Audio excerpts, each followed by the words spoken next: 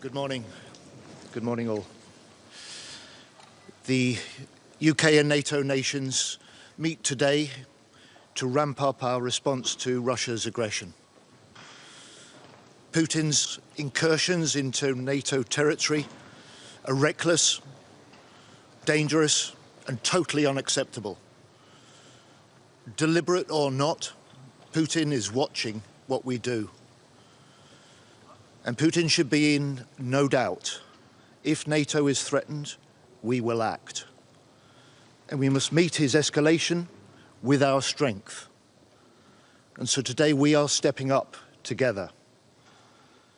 And I can announce the UK will extend our commitment to NATO's Eastern Sentry mission, which means British jets will continue to fly over Poland until the end of the year. And we are also ramping up our drone production for Ukraine, delivering over 100,000 drones this year,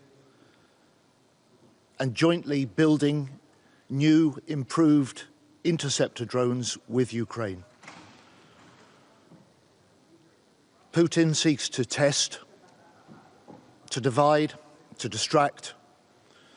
NATO nations step up to deter, to unite, stronger together than ever. Thank you very much.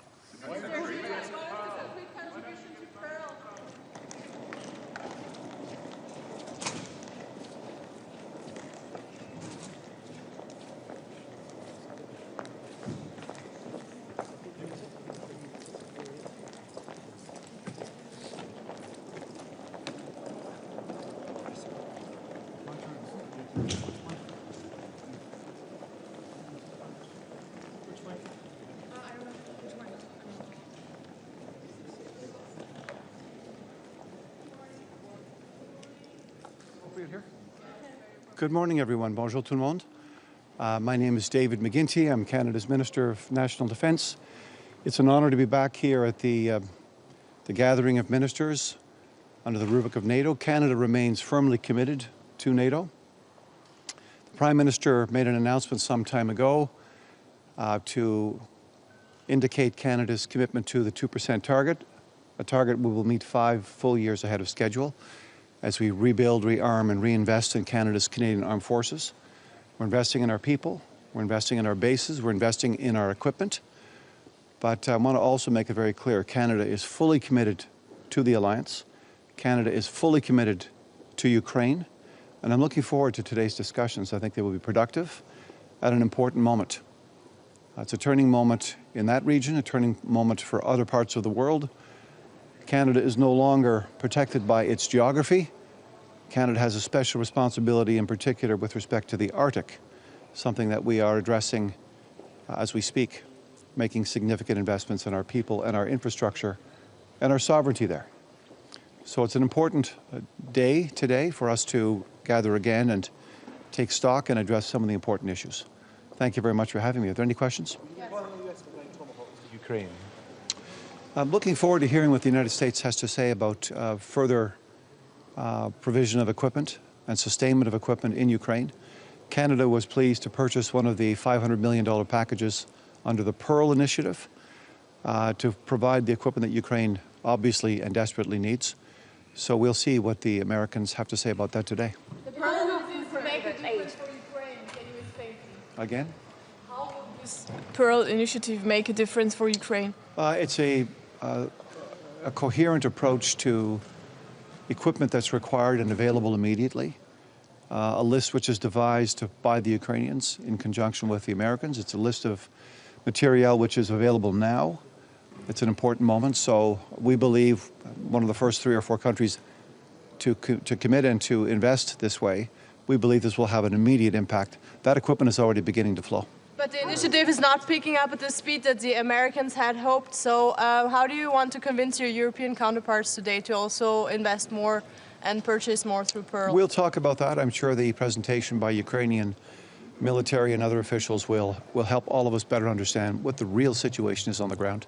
Sure. How can you be a coherent plan if military aid to Ukraine has fallen over 40% in the past 2 months compared to the first 6 months of this year? It'll be coherent because it'll be a coherent discussion about what the needs are.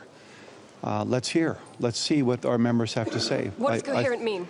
Coherent means timely. It means the provision of the appropriate equipment. It means that it is provided in conjunction with each other. It is coordinated.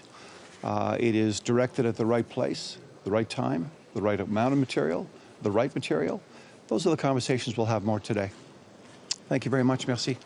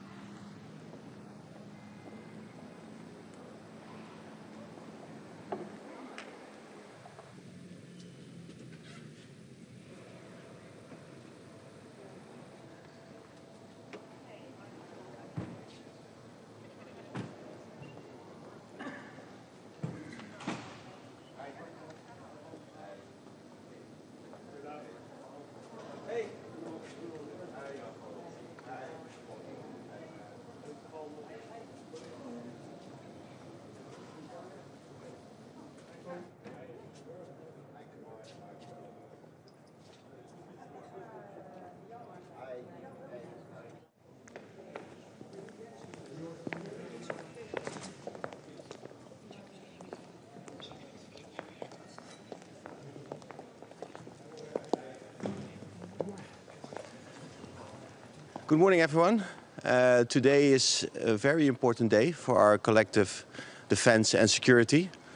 Of course, we are going to talk about the Russian aggression and about the risks that Russia is taking increasingly, and also the way in which the Russian threat is coming more and more on NATO territory.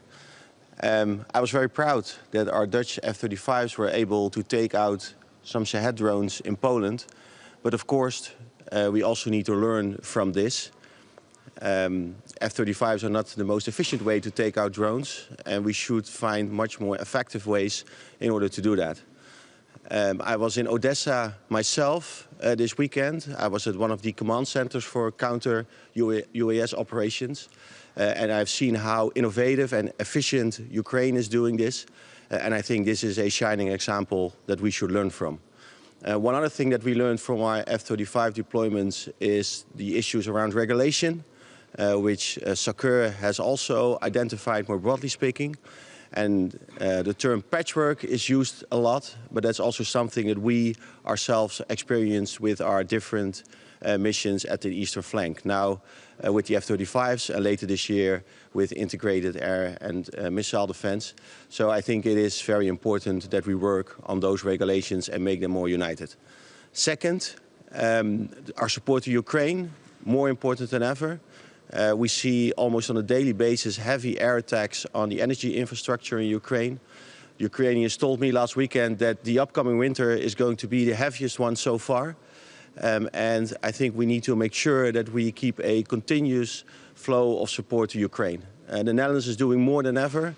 A few days ago, I announced 200 million in counter-UAS support. Today, I announced another 90 million support package for drones, both ISR drones and attack drones, because we do see that Ukraine, the industry of Ukraine, still has the capacity to produce more, and that's why we invest another 90 million in order to do that. I think what's as important is that we change the underlying dynamic, because Putin now feels that he gains with every day of continuing the Russian aggression in Ukraine, and we need to make sure that the costs for Putin go up. That means a stable flow and also a long-term commitment to Ukraine when it comes to military support.